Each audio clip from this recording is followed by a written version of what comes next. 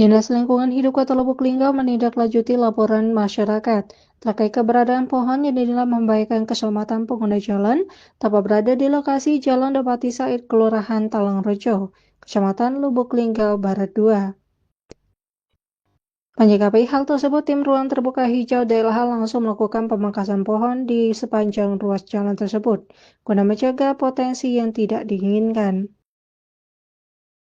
Tak hanya sampai di situ, DLH Kota Lubuk Linggau juga merespon cepat laporan adanya pohon tumbang yang menghambat akses jalan dan tersangkut pada jaringan kabel. Tim ruang terbuka hijau segera diterjunkan ke lokasi untuk melakukan pemotongan dan penanganan pohon tumbang agar tidak menimbulkan resiko lebih besar bagi masyarakat sekitar. Dalam proses penanganan tersebut, DLH bekerja sama dengan sejumlah pihak terkait, diantaranya PLN, Disperkim, dan BPBD Kota Lubuk Linggau. Sinergi lintas instansi ini dilakukan untuk mempercepat pembersihan area dan memastikan kondisi kembali aman.